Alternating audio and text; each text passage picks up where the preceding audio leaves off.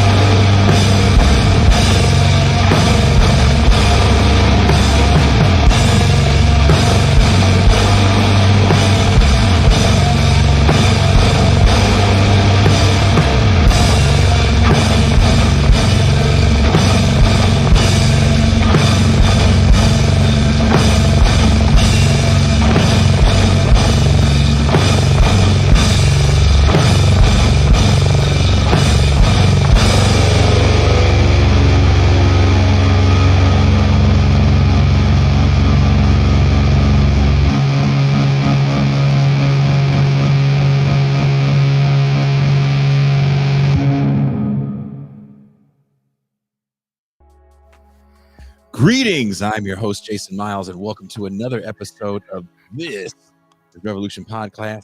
So glad to have you guys here with us tonight for what will be a very interesting episode about the recent banking collapse of Silicon Valley Bank and the bailout of Credit Suisse.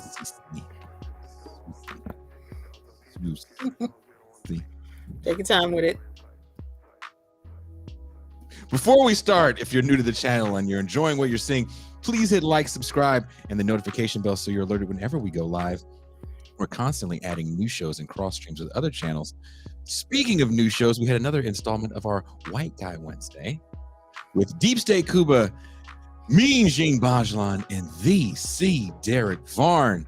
The guys got into a deep dive discussion with Sublation Media's Doug Lane about the importance or the non-importance of the Twitter files and freedom of speech.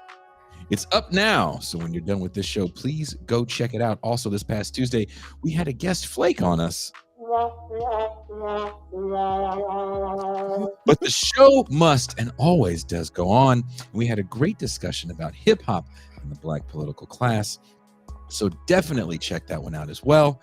For those of you that are subscribers and patrons, thank you for your continued support. That is the fuel in the engine of the TIR machine. If you listeners that are not patrons would like to have access to champagne rooms, past and present, be part of the live audience for the Mau Mau Hour with Pascal Robert, and of course, the TIR movie nights, there's only one way: become a patron for as little as $3 a month or $30 for the whole year.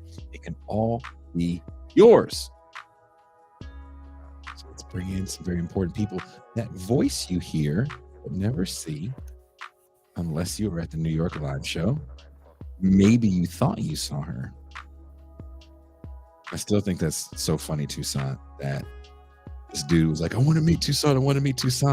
And you were like standing next to him.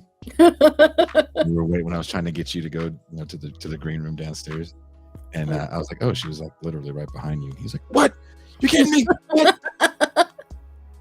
I don't know what they think you're supposed to look like. But that lovely voice you hear, the chuckle that makes my day. M. Toussaint, please welcome M. Toussaint.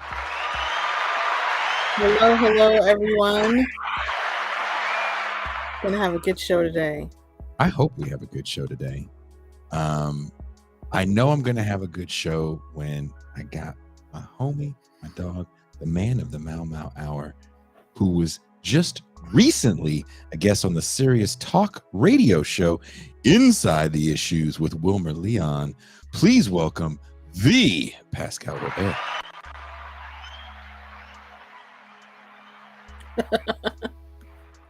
Peace and greetings to the chat. Peace and greetings to the audience. Peace and greetings, Jason Miles. Peace and greetings, M2 Son. Yo. Now, we are doing a cross stream with the sometimes why the TIR family. You could have met this gentleman if you were at the LA live show. He is someone I feel very comfortable calling a friend. He rode in the car with me while blasting insane heavy metal music, driving in ridiculous speeds down I-5 in my Hyundai. Please welcome the very serious Derek Varn. Hello. I'm trying to replace Nouriel Rabini as Dr. Doom. Wow. And that's a economics deep cut joke. Did you write the Black Swan? No, that's Nassam Talib. Nouriel Right. Rabini was the guy who predicted 2007 and 2005. He's one of the only post-Keynesian mainstream economists who was on it. And he's been concerned for a while about this stuff, and so have I. So I'm just trying to steal his mantle, but I'm not a banker or an economist. But as we're learning, that maybe it's better not to be an economist when you talk about economics. Right. Well, I want to dive right into this because we only have a limited time before we go to the champagne room. The collapse of Silicon Valley Bank. Many of you may have heard recently that Silicon Valley Bank, a small regional bank that many of you had probably never heard of before, collapsed. A bank where many of its customers had extremely large deposits and large online media personas as well. Unlike 2008, where we heard about people living outside their means and acting irresponsibly, we're seeing wealthy people on social media asking for regulation and recompense. Is this something we should be happy about for the left? Can we ride the anger of the 1% to more financial regulation, or maybe even something as insane as a bailout for American people? Or will we be drawn into a, quote, Big Short type of story where it simply becomes true crime drama that we tune into, like the recent murder trial in South Carolina? Today, we're going to have a deep dive conversation about why this crash is important and why we should care about financial regulation and deregulation. First and foremost, let's get some context out of the way. Can one of you briefly explain what happened in 2008 and what Dodd-Frank was designed to do? What is Dodd-Frank and what was it designed to do? Well, 2008, you saw a toxic asset bomb due to what I will say was lack of general profitability after the dot-com bubble exploded in 2001. There's an increasing use of complicated financial instruments to collateralize really bad debt decisions. And to compound that, it was also aimed at Black and brown communities in specific because they were subprimed by what we could kind of think of as like unofficial redlining. I worked in insurance in 2003, and I used to notice this: the rates in certain areas, because it was actuarial. There wasn't like a racist running the whole thing, but actuarial decisions were made that pretty much put a whole lot of people who shouldn't have been into subprime categories for their home loans anyway. They were collateralized as debt options, and basically everyone was just hoping that they would never blow up, and they started to blow up. Now, how does that relate to banking? Well, these complicated collateralized debt options are actually really hard to figure out, and when you started having shorting on these options, the banks basically didn't have money. We almost had a total freeze up of the banking system, particularly when AIG started to collapse. Yeah, everyone knows about Bear Stearns. AIG comes next. When AIG goes under, which is an important thing to think about, AIG was insuring these like these were additional insurance for these stock businesses. Then you started seeing banking runs, and the biggest one was Washington Mutual, which is still the largest FDIC bailout of a bank in history. And you started seeing little banks being increasingly monopolized because the Obama administration, in its wisdom, really did kind of shit the bed. And when they did that, they kind of created a situation where they were willing to save the banks. Obama immediately backed off on his initial campaign promises to protect the subprime holders, and he got the Rescue Act through. Dodd-Frank was supposed to be a consumer and federal protection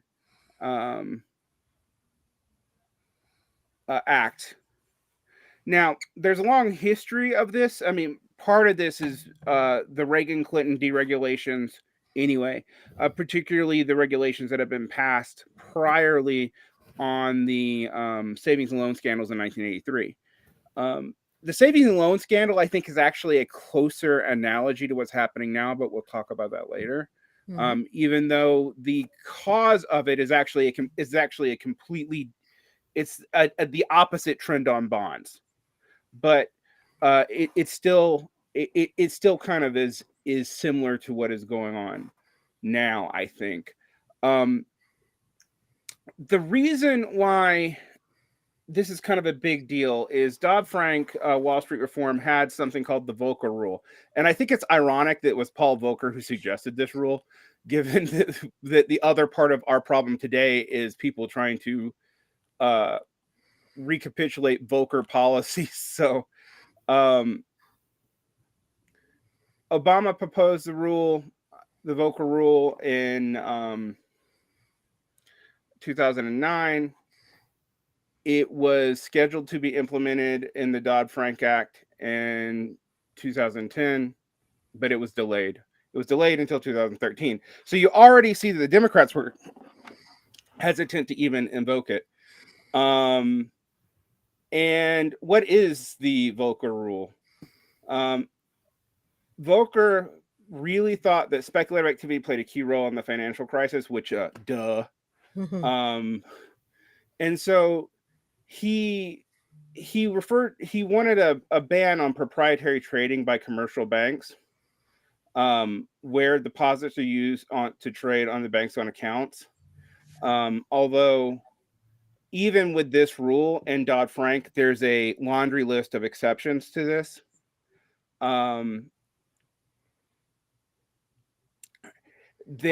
When this was finally implemented in 2015, right at the end of the Obama administration, immediately many of the large banks requested a 5-year delay on its implementation anyway. And then Trump passed the Economic Growth, Regulatory Relief, and Consumer Protection Act, which partly reversed Dodd-Frank. Now, what was Dodd-Frank aimed to do? Dodd-Frank was aimed to increase bank transparency, shore up liquidity so it wouldn't freeze up anymore, and make lending more conservative. And by conservative, I just mean like they're not credit instruments don't have all these time bombs. So not as risky. Yeah. And we do see that, for example, that still has an effect in housing, right? So, for example, the United States is almost all fixed rate mortgages, and that's going to lead to some really wild wealth inequity in the future, just based on when you bought your house. But that's another thing. Even the Europe, which has lower rates on them, lower interest rates on their mortgages, does not have the same kind of fixed rate mortgages we do between the original housing acts in the early 20th century and the rules that were passed around Dodd-Frank, not necessarily in Dodd-Frank. But the Volcker Rule is the first thing that was gone. So what that was designed to do was get people, get kind of risky speculative elements out of the banks. Now, here's the thing. Not only is it barely was ever actually upheld, like we talked about, it was basically law for 3 years. It was completely reversed by 2020.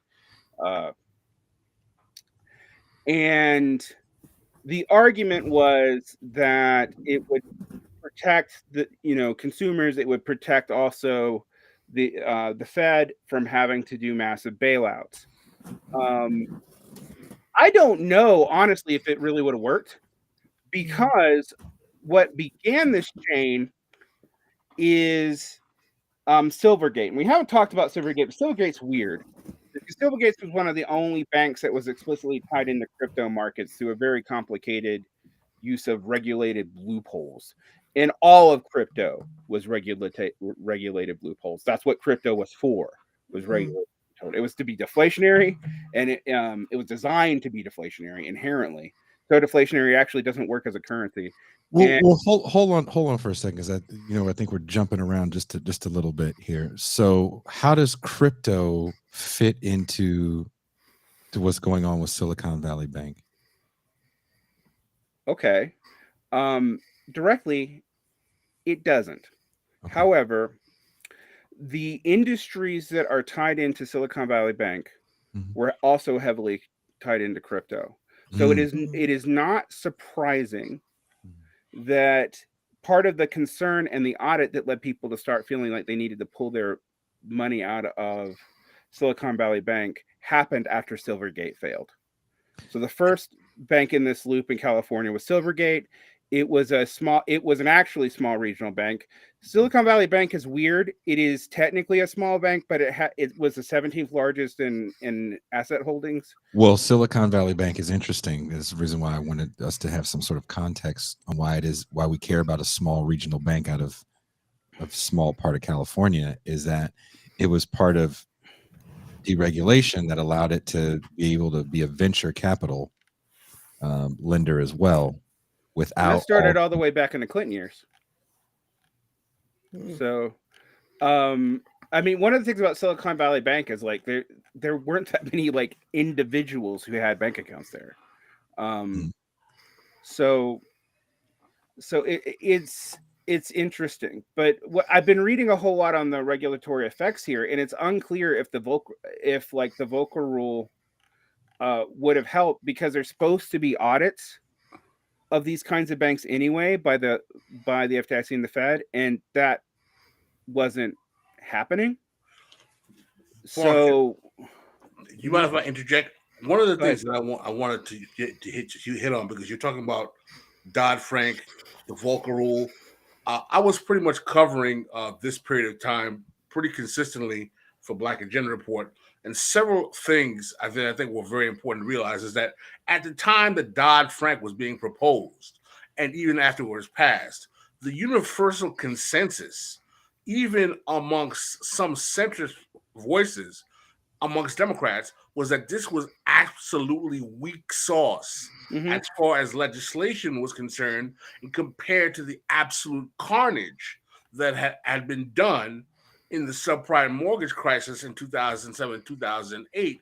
And let's not forget that actually I forget the exact number of hundreds of billions of dollars that were given over to the financial services industry that were bailed out, in spite of their concern for a moral hazard, which is a term to basically say that if you support financial institutions when they go down in a free market capitalist society, you're creating a moral situation in which they will become lax and unable to govern themselves because they can depend on the state to protect them. Despite the rhetoric of moral hazard, we had the complete bailout of the banks. One of the things when you were mentioning Obama that is very important is that people failed to realize that Barack Obama, in his administration, comes into his administration with people who are direct members of the Citigroup Bank that come out of the former Secretary of Treasury, that Bob Rubin, that was part of the deregulatory regime under the Clinton administration. So Obama, who is an acolyte of a man named Michael Froman.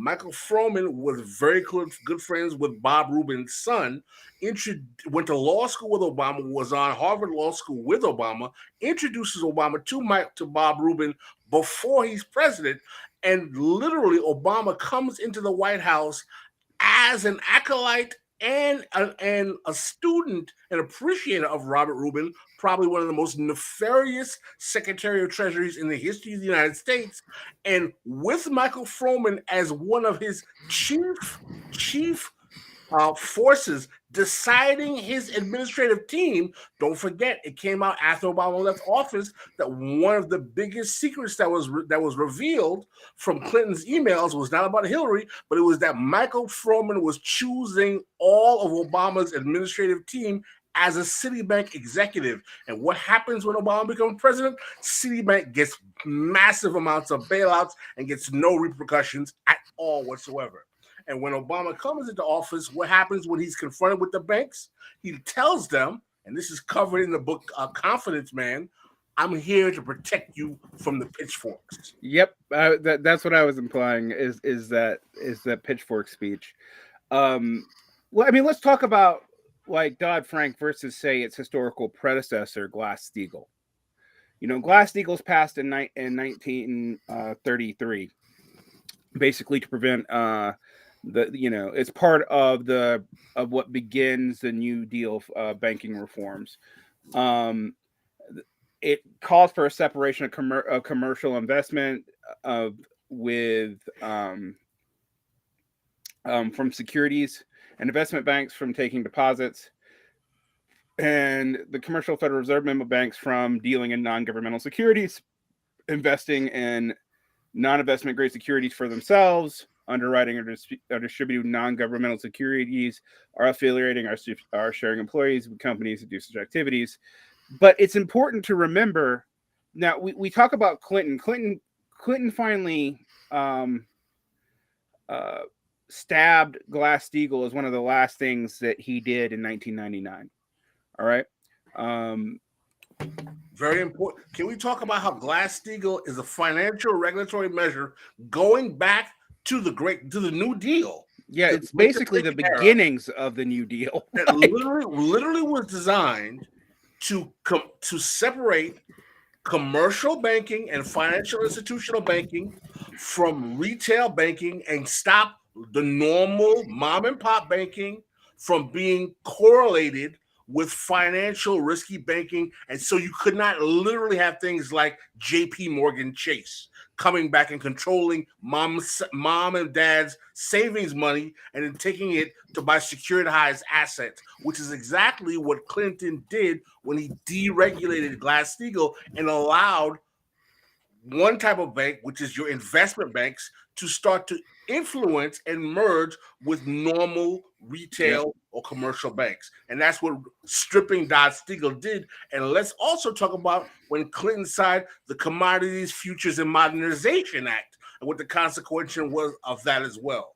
Yeah, that's a disaster. I mean, I do want to put a little bit of caveat here because the Democrats have been snipping at Glass-Steagall through the Office of Controller of the Currency since the 1960s. So they were shadow deregulating it by administrative interpretations all the way back to JFK. And I think one of the interesting things about JFK, if we're really honest, is he's kind of a precursor to neoliberalism in a lot of ways. LBJ kind of puts a stop to that. Then in the 1980s, you start getting talks to repeal certain provisions of Glass-Steagall, specifically sections 20 and 32.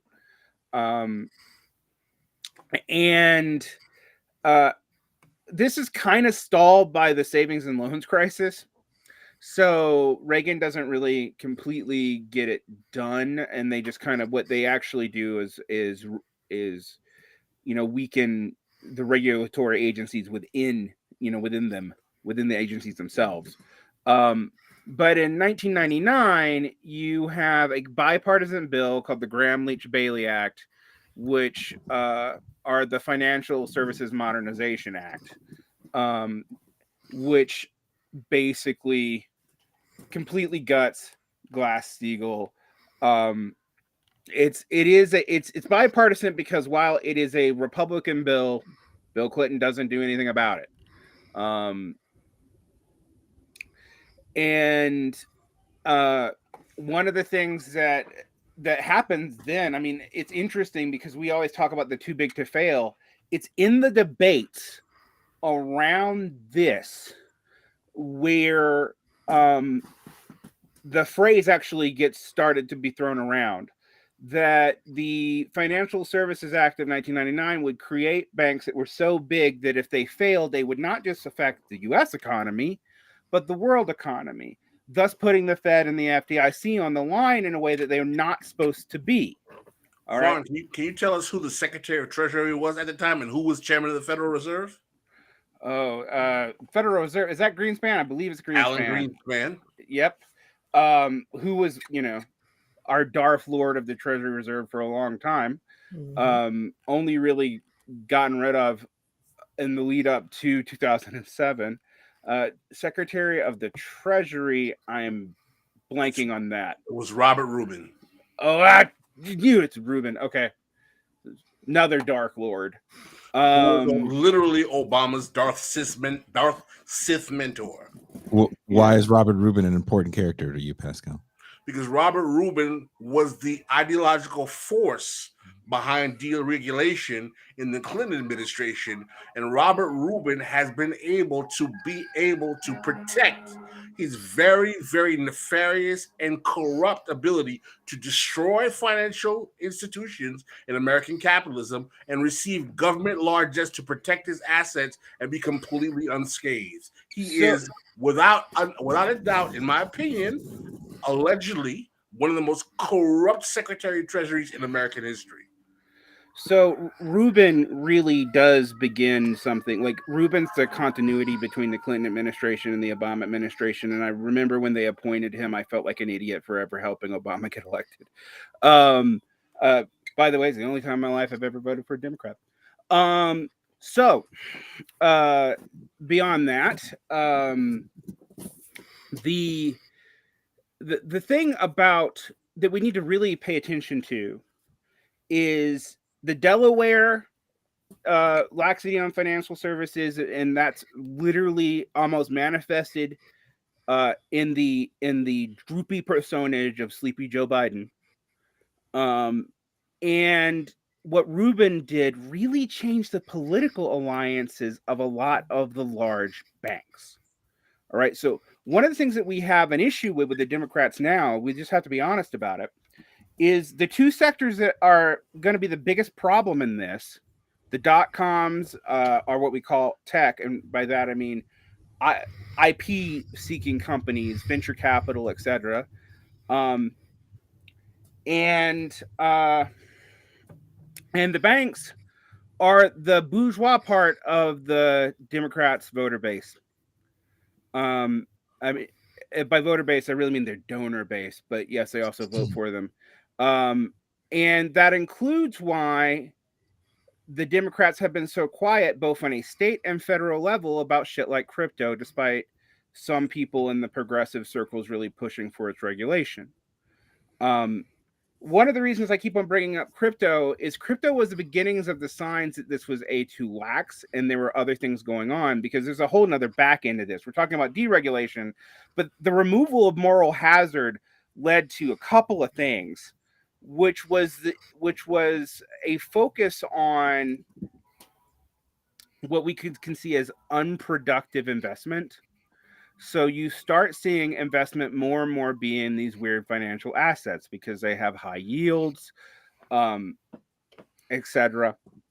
And you start seeing because there's so much money coming from this asset inflation, you start seeing it doesn't have anywhere to go, and they don't want to invest it in like traditional, manufacturing, at least not directly. So you start seeing weird financial instruments come around. But crypto, which was supposed to be like an alternative libertarian coinage that was like gold, because it was deflationary, became a way around these regulations. All right. So that's another issue here, is there is this whole market that opened up that at first was supposed to be like, weirdos to use crypto to buy illegal stuff, and libertarians do it because hoarding gold is not as profitable as it used to be. So what do? We make a hyper deflationary e-coin that uses a lot of power and is very hard and easy to steal, but very hard to actually do much with. And for a while it doesn't catch on. Then you start seeing, and the reason why it doesn't catch on is because banks don't want to touch it. Why do banks not want to touch it? Because of the very security things that we're talking about. You can't prove that it wasn't acquired through crime, and thus it opens banks up to all kinds of money laundering acts. What starts to change around 2014, 2015 is stable coins, which are a way to do exchanges of crypto into things that you're supposed to be able to get to dollars, and these kind of weird bank transaction instruments that enable you to like use a mediator to get crypto into like another form and then get that into dollars. So you can valorize it without, in other ways than spending it. This turns crypto into an investing instrument. And that's when you see it really pop off. And that's when you see all the crypto scams.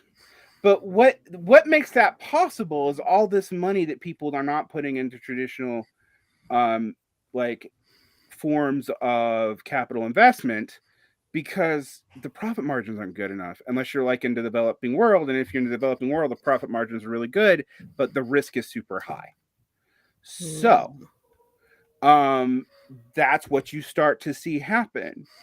So now this means that one of the interesting things about the Silicon Valley stuff is we've already seen that these conditions, when you add a third thing that happened, and I know my MMT friends get mad at me when I talk about this, but it was QE. QE led to asset inflation. Quantitative easing. Quantitative easing. We need to really, can we debrief, explain what is quantitative easing? What is the purpose of quantitative easing? Why the Federal Reserve engages in it? How it affects this whole scenario? So quantitative easing was something began in Japan that is based off something that banks already do. What is called market operations, or normal market operations. And what that means is the Fed has to hit like a certain target of inflation around the money supply. And it does that by buying and selling bonds to itself. All right.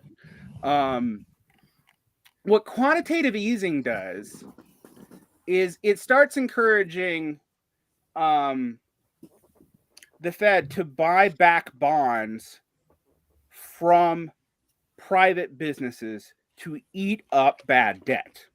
So what it does, it's like, now the way they said it was supposed to work was to increase liquidity in the market. What is interesting is it doesn't have a lot of effect on the money supply. So quantitative easing didn't change the standard 2 to 3% inflation in the overall market, right?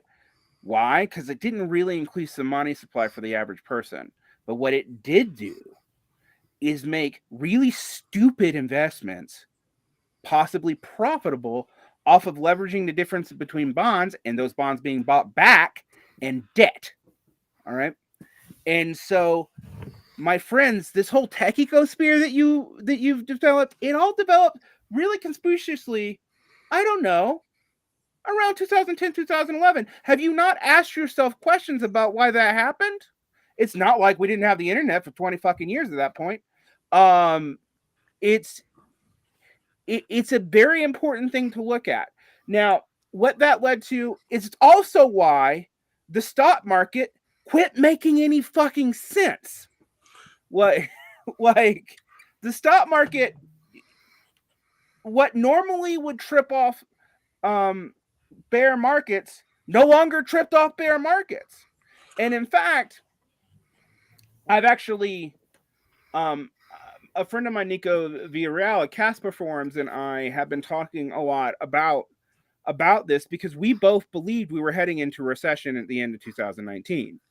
And we both think that the QE dump that was massive, it's the biggest QE dump the world has ever seen, happened and starved off the market going crazy and dipping, and thus bringing about a recession. The other thing it helped is that the U.S. started doing forwardist policies again, even under Trump, which the scholar Robert Brenner actually says one of the reasons Trump got so weird is like he has to appeal to a group of people who don't believe in that, and yet the policies he was adopting were working. So he started talking about bullshit like hydrochloroquine. But it's important to realize that like there's a continuity there. You had all this bottled demand though happening, and then we had massive monopolizations because all this QE was just being dumped into the market kind of generically, keeping the stocks up. What did people do with that? You started seeing massive purchasing of stuff at fire sales to keep it from going under during the pandemic. And then you also started seeing massive purchasing of homes as investment properties. Well, can you also talk about how we also started seeing massive stock buybacks from corporations using this liquidity to buy their own shares to increase their own market value?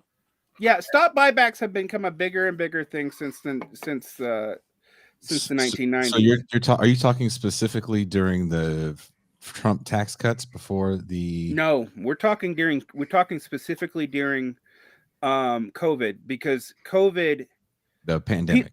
The pandemic was the largest increase on the 1%'s wealth that we have seen ever. Ever. All right. And it's because most of the things used to stabilize the economy, while there were downstream benefits, really stabilized things for asset holders who could then use their assets that were inflated to buy more assets. This is the rational part of the weird paranoia out of the Great Reset. All right. This really happens. Now, Trump tax cuts already set a precedent for this environment, but this really happens when you add all those conditions with massive amounts of QE. Now, why does this lead to inflation? Well, because the people are basically hoarding these assets, right? And they're buying up more and more stuff. You see these massive monopolization trends get even more monopoly-ish. Now, didn't we have some inflation during the pandemic, during the shelter in place? We had a little bit, but the inflation and shelter in place was initially related to resource depletion. So what you started seeing there was actual the supply chain really broke down. It really was temporary supply and demand shocks. However, it very quickly became what you could call predictive inflation price ranges, which we should just call what they are, and that's price gouging. So, can I interject if you don't mind? Yeah. Can we talk about how the quantitative easing, which we've always demonstrates, creates a type of liquidity that allows the financial services industry and the asset class, which are the capitalist class, to circulate bonds amongst themselves to increase value of these, not only these instruments, but these institutions, is pretty much a way in which the Federal Reserve, using quantitative easing, is creating the illusion of a recovery, while Main Street is getting nothing but gig economy jobs.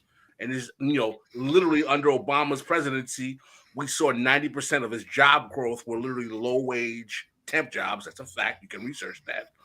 But combine that, another factor, another poison pill here is close to zero, or zero interest rates. Can we talk about how insanely low interest rates help fuel this illusion of a recovery and also create something called the parity trade, where financial institutions are borrowing money from the Federal Reserve at close to 0% interest rate and selling them and loaning money internationally to other institutions in other parts of the world that have a higher interest rate, and literally profiting off the loans between the low interest rates. So you would borrow money from the Fed at close to zero and say you can lend money in Israel because Israel has a 3% interest rate. So the financial services industry is using the parity trade to cake off all these Fed policies after one of the biggest crashes in American history, plus all this deregulation, while we are still seeing Main Street being ground to dust from the crisis of Absolutely. So this is why we had a quote slow growth recovery, or a top down recovery. Why during the time period of the Democratic Socialist, I'm going to put a lot of things in quotation marks so you can get how I actually feel about it. Grew in response to that, while inequity just kept ballooning, and the reason why is everything moved into this. But this is also why, guys, I've been talking to a lot of people like, why does the bourgeoisie seem out to lunch? Why are you guys so concerned about the managers? Because where's the fucking bourgeoisie? This is why they aren't around. They're so tied up into these kinds of trades and finance stuff, they don't need to invest in shit. So all the prior investments in education and infrastructure, the reason why the industrial capitalists did that wasn't out of the kindness of their hearts. They were actually offloading costs of training onto the state, but it really did benefit people to do that. So because you started seeing schools, you started seeing infrastructure built. It's because that shit's too expensive even for those firms to do, and the state can do it because the state has, particularly a large state like the United States, has currency sovereignty. It can do a lot of that. Now, one of the other things that I think, Pascal, we have to talk about is that during this time period, the left started celebrating 0% interest rates. MMT, baby. Yeah. Like that's what, I agree with a lot of the stuff in MMT, but MMT, there's a weird couple of things that are doctrinal to MMT that I don't understand. And one of them is like the natural interest rate is 0%. My friends, there's no such thing as a natural interest rate. Mm-hmm. Bankings don't occur in fucking nature. But anyway, the point about this is that there was nobody opposing these low interest rates. Now, I'm just going to explain why this is bad during this time period. It makes acquisition of massive amounts of capital really easy. And when it goes away, right, things start to spiral out of control when you start seeing these price hikes and this monopolization. But there's no move to break anything up. Nobody's invoking anti-monopoly, antitrust laws right now. All right. Probably because we kind of know that these small business conditions are really bad, and there'd be a tendency back towards monopoly anyway. So right. Vaughn, we're in the last 15 minutes. Let's something. Can you now bring it home for us and explain how the combination of dependency on quantitative easing, close to zero interest rates, and the rise of inflation, and the Fed deciding to now raise interest rates and slow quantitative easing create the perfect storm that lead to these bank collapses? Well, basically, you have a whole lot of assets that were based off of these trades off of cheap debt, right? Sometimes it's called easy money. I think we should really call what it is cheap debt. And so during this time period, you could take on a lot of debt, but take on even relatively low yield bonds and outstrip them. Now you might go, well, why is the bond market becoming toxic? That's a good question. Good question indeed. Why is supposedly the safest and this is why I think we should talk about some things that should really scare people. Why is supposedly the safest form of investment that we have becoming toxic when the interest rate goes up, and thus the payout on new bonds is higher? Well, that's because the old bonds are now liabilities. And it also means that people who were storing money into these bank accounts and not into the market, because people are afraid that, and we don't understand exactly why the market still hasn't crashed. It is starting to, we've seen weakness in the last 2 years, but we haven't seen any like super huge crashes outside of when COVID hit at first. Here's what we have to look at. So we're looking at this and we're thinking, okay, now in the past, the toxic asset was subprime mortgages. It's an asset bomb. It's a big problem. It affects everybody because of housing. It even affects renters. There's no one who isn't affected by it. But it really isn't that systemic. By that I meant it really was, you fix the mortgage market, it goes away. Now, the way we fixed it, if you care about stuff like the racial wealth gap and median racial wealth, you know what a lot of that is? Housing policy shit. Once you get rid of the super rich, like most of it's tied into housing policy. But beyond that, let's really look at what this means. So you are holding a low yield bond. It's really low yield. The new bond's really high yield. You have to, what are you going to do? You're going to sell that bond because taking the loss in its maturity is worth it to go use the money to buy a higher yield bond. All right. So that makes those old bonds that are held in mass, particularly in places like Silicon Valley Bank, toxic. And they were using this to offset the fact that all of their investors were, and a lot of their bank holders were these tech firms that were venture capital tech firms. Now let's talk about what venture capital tech firms are. Venture capital tech firms are not profitable by definition. The idea is you dump tons of capital in them until they become profitable, or until you get a federal contract that backstops them, like, Amazon services or, whatever. And which is why all your super rich people right now, if you're looking at individuals, if you look at families, you actually see something very, very different, and it hides a whole lot.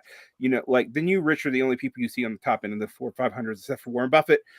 But beyond that, if you really look at this and think about, okay, the people are holding these bonds, they're using these bonds to make these really sketchy transactions secure, and they could do that.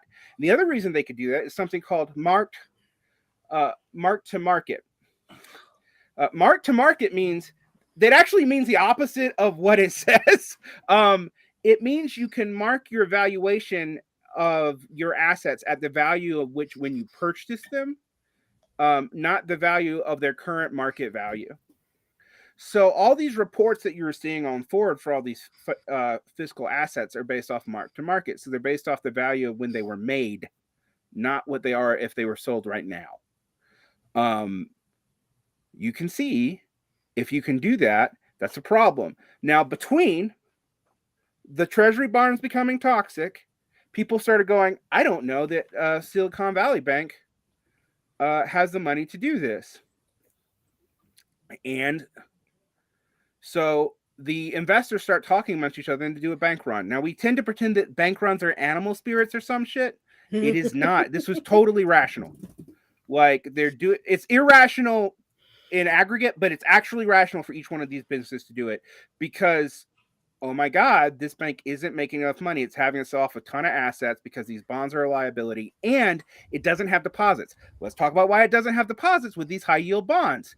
If you're a saver, one of the whole theories, we haven't talked about the Fed and all this, and the Fed is looming very scarily because they're about to destroy us all.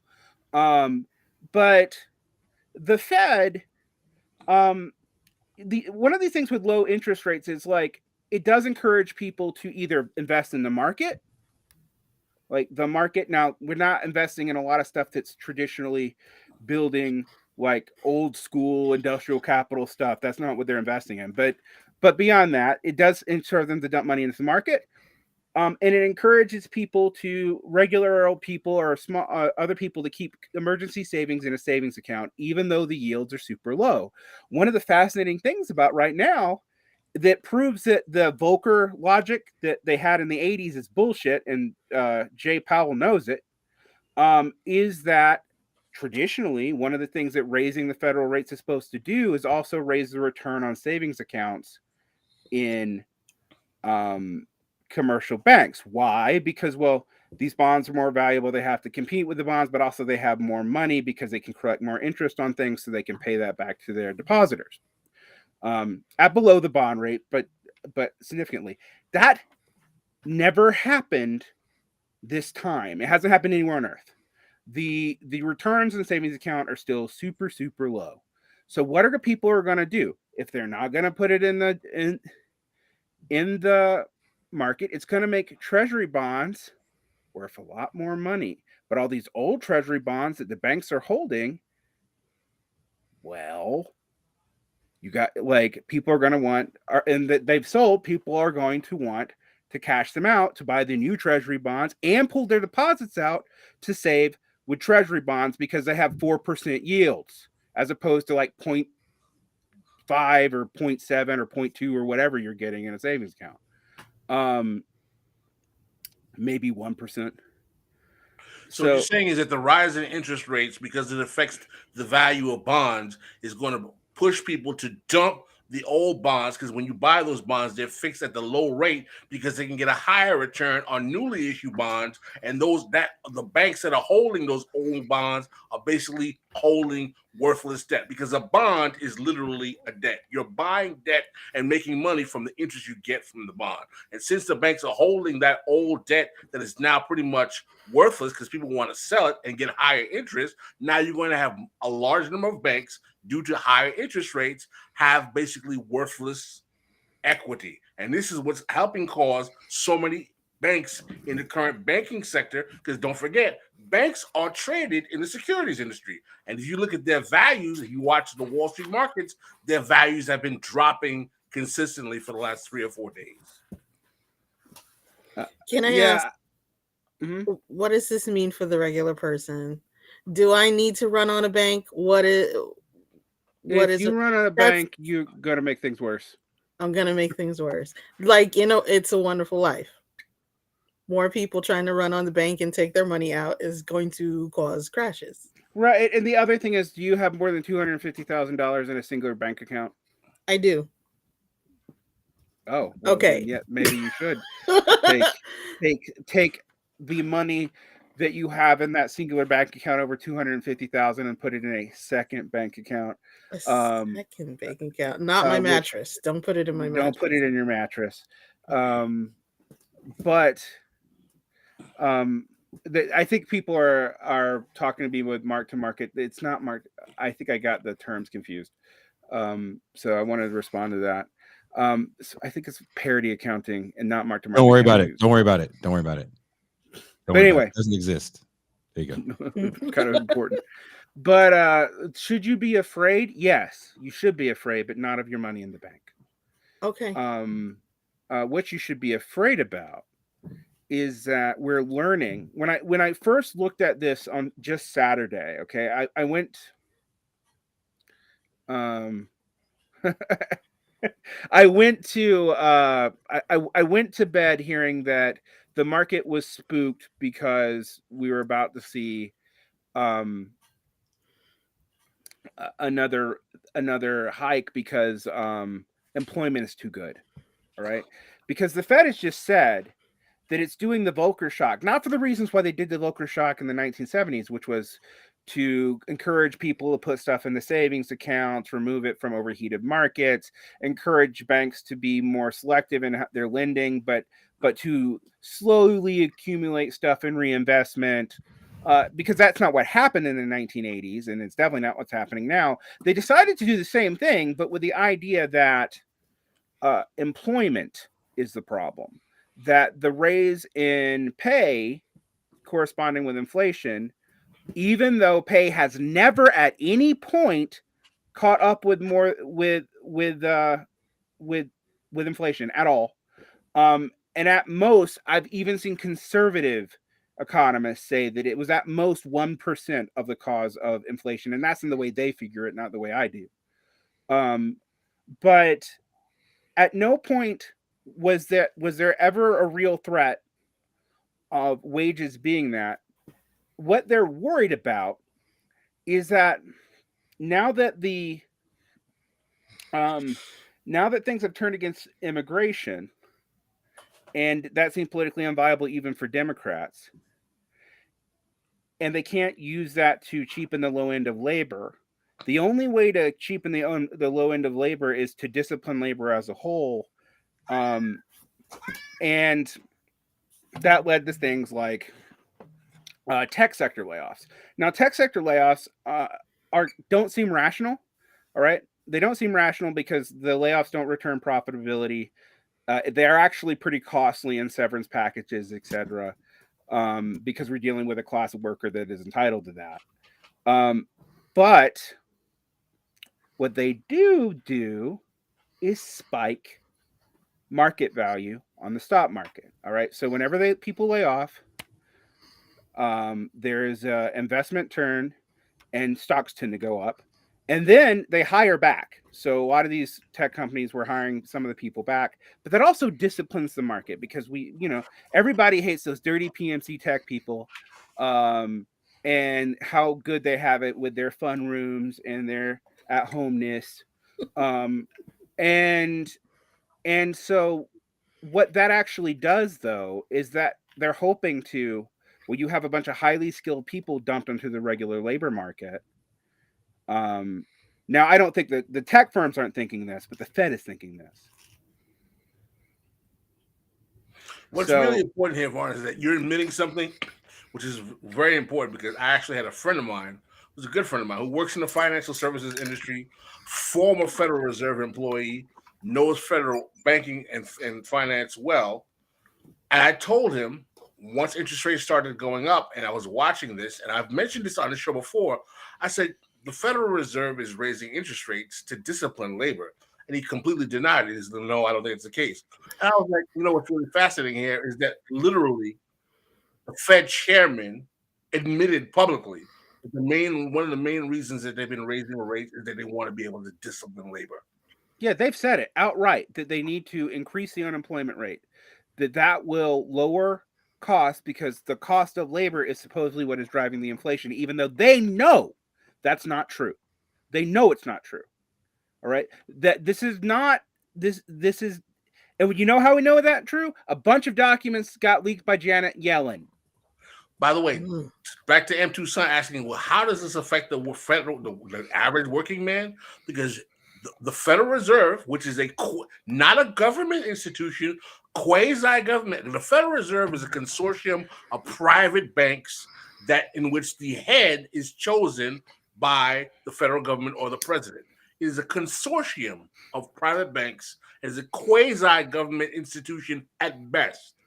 It is literally deciding we want to raise interest rates to, yes, help fight inflation, but to basically cause people to lose their jobs because we believe they have too much money.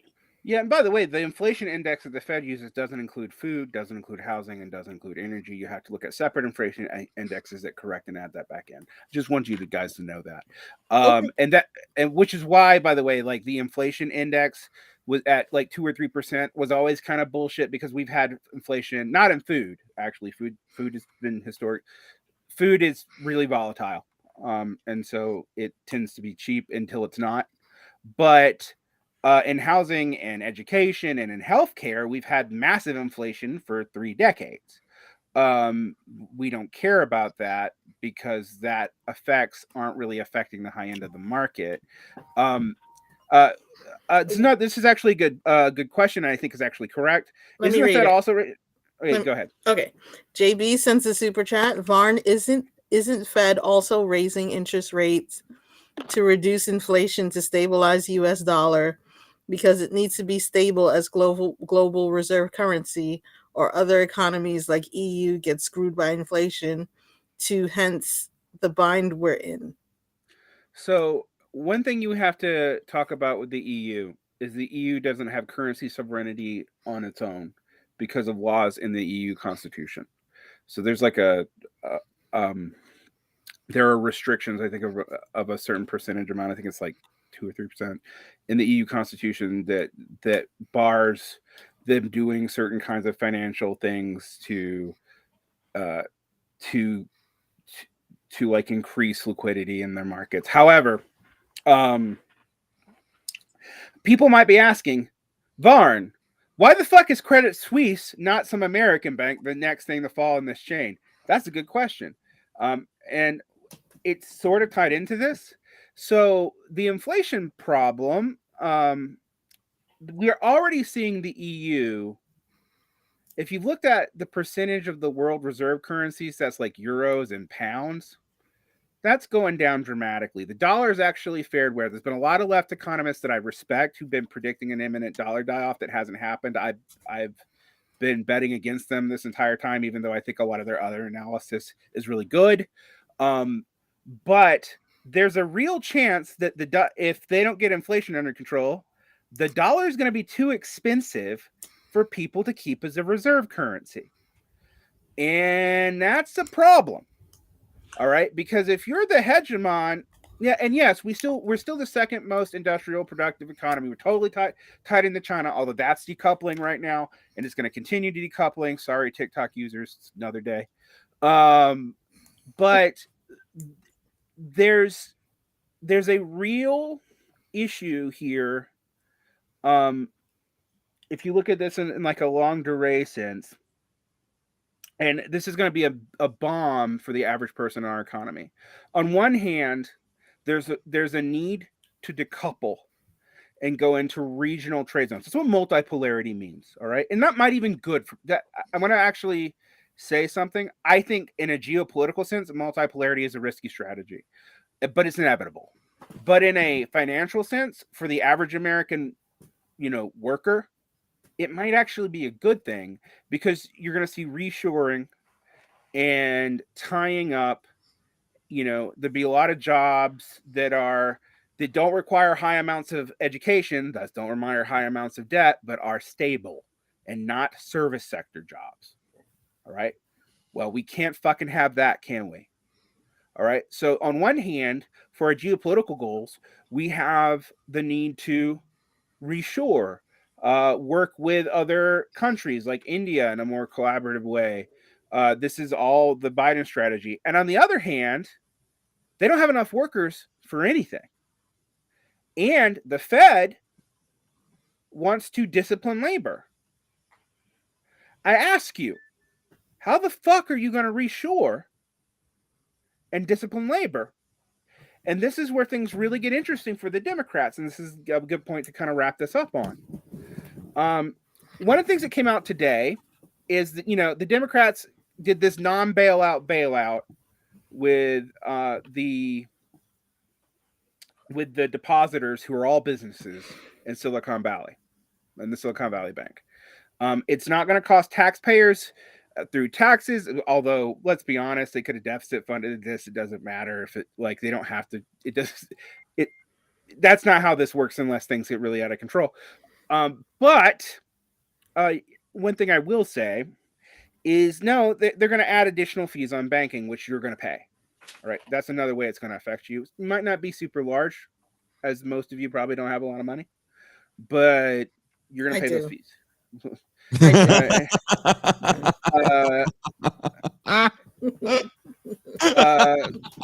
Money Penny over here, it's got the faceless voice of the bourgeoisie. But that is going to be passed off to consumers. There's no way the banks are just going to eat that.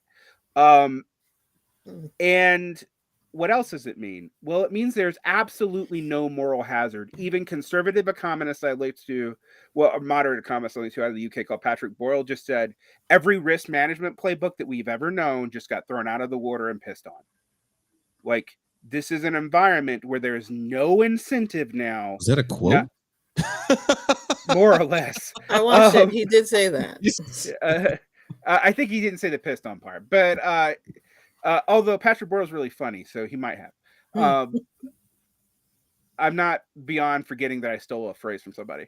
So, but he was saying that risk management is going to be damn near impossible, right, in any of these things now, because we know it, and here's how we know the other problem. Okay, one thing that the right has been hitting Democrats on that's accurate is all these weird crypto bros who used to be associated with libertarians, like weird libertarians, they didn't even like Republicans because they didn't want to get rid of enough government, have totally switched over in the millennial generation to being Democrats. And it's a good investment. Sam Bankman-Fried, super, super fucking large donor to the Democrats, and illegally.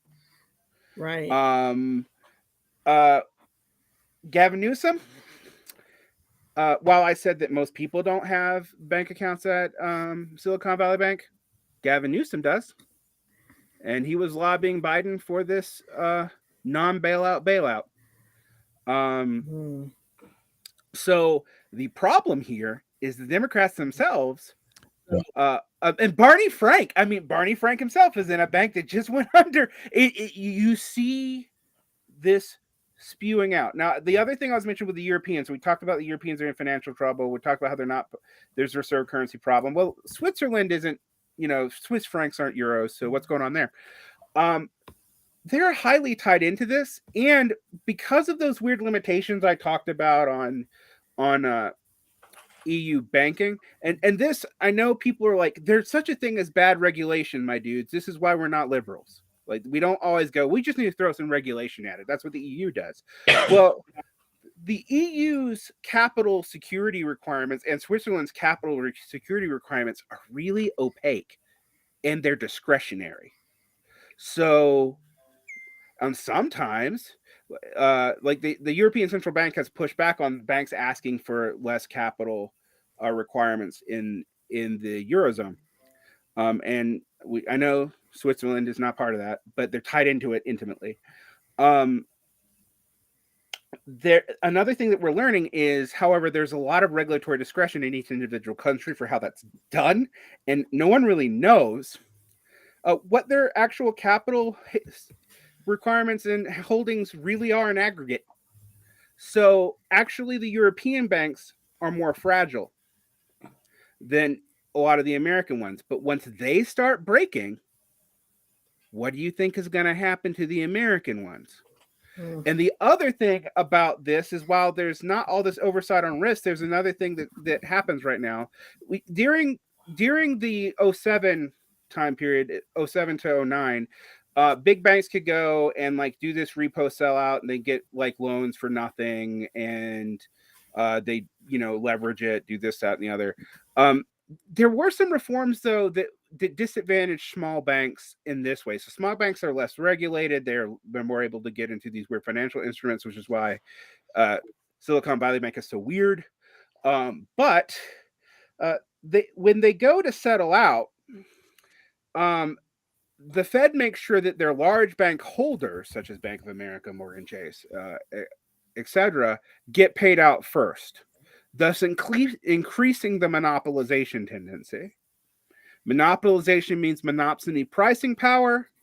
My friends, the more of that you have, the harder it is to fight inflation. And we know today, as my capstone for all this, the European Central Bank just continue jacking up interest rates. And while Goldman Sachs are saying, we don't think the Fed is going to do that, every other bank has said, yes, they do. The market said, yes, they do, because there's markets on bets on this. Since the European Central Bank just did it, I almost promise you they're going to batten ahead. And you know what they're going to do? This is why you should be afraid about this right now. Not about your money in the bank. They're going to protect these banks and these investors and these Silicon Valley loons, but they're not going to protect everybody else. No. They're going to continue to raise the interest rates so that the high levels of credit card debt, by the way, credit card debt on individual households has gone through the roof, is going to continue sparking, and eventually we are going to have bankruptcy crises. Well, what you guys have been hearing for the last 9 minutes is complimentary champagne. See Derek Varn. Pascal Robert, you awake? You ready to go to the champagne room? I was awake the whole time. That like to sounds thank like Pascal my for father when institutional he's just memory. resting his eyes. I've been Derek here Varn, the- are you going to join us in the champagne room? Of course I am. I'm gonna. You sure? You know, It's going to Yeah. be pretty black in there in a little bit. You fit right in. I almost have Jerry curls right now. What are you talking about? We're gonna examine the reverse racism of the late Bobby Caldwell.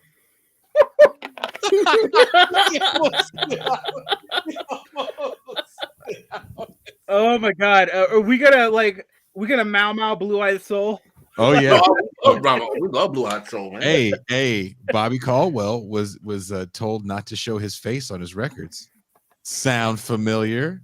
Reverse racism. Dun dun dun. Addicted to reverse racism.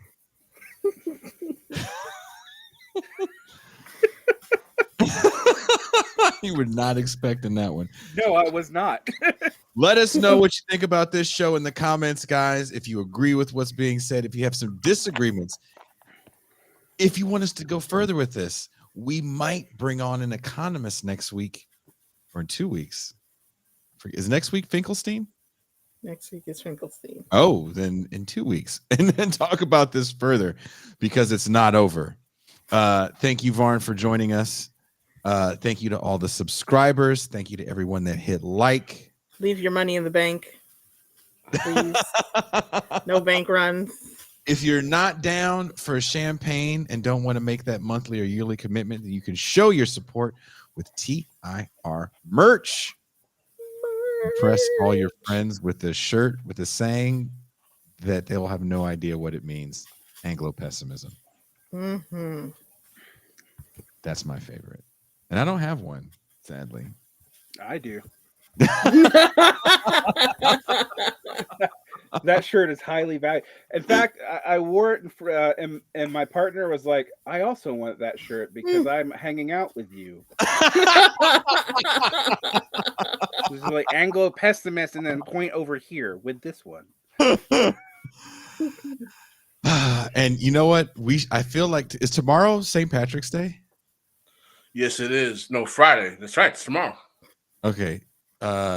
Jordan, I have to go up north tomorrow night because Saturday we're going to see my friend Todd, who plays in a band called Cyclone 9, not Zyklon B. Cyclone. We had a discussion about whether or not they toured with Screwdriver. Yeah. Thank you, DPS. No, they did not. So, Jordan, I'm wondering if we should meet up with Ben and have our, like we talked about doing St. Patrick's Day in a very non-Irish city like St. Patrick's Day in San Isidro. That would be San Patrico Day. San Patrico Day. That might be fun. Are we doing a movie night this month? We have not done one yet. Do you have any suggestions? I already got my vote in. She already has her vote in. Toussaint has not picked a movie night movie yet. Haven't. What does she want? Well, we discriminate against women when it comes to that. That's true. We discriminate against women for a lot of things. We're pretty horrible. We do not. Don't even admit that publicly because we do not discriminate. Oh, against I take it back. What is the movie that M. Toussaint wants to watch? Do you remember Jason? Love Jones? You said Love Jones. You Samurai think I Cop? gotta put a lady's choice? Get out of here. Love Jones. Love Jones. No, that's your choice. I chose 80 Blocks from Tiffany's. 80 Blocks Yeah. from Tiffany's. What is that? It's, Documentary. Old school hip hop. Oh, a Take it way hip hop. Another hip hop documentary. But said this is a one real doesn't hip suck hop like the last one. This one was filmed at the time. Kushlik says Jim Cotta. I've been pushing for Jim Cotta since day one. What is Jim Cotta? I'm afraid to ask. and karate. Actually, Oh. it's gymnastics. Why don't we go old school? Let's watch a Bruce Lee movie, man. 5 Deadly Venoms. No, Jim Cotta. When it's not Bart Carter, it's Kurt Thomas is a secret spy that uses his U.S. Olympic gymnastics to fight off Russian terrorism. Save me. But he does it in Somebody. this way that's so comical because he always happens to find gymnast shit in the most random places. Like he goes to the town square and there's a pommel horse just in it, and he jumps on it and starts kicking all the bad guys. Yeah, it's insane. It's insane. Well, But hey, man, this is all champagne room talk. We will see you guys in the champagne room, and we are Black. that too.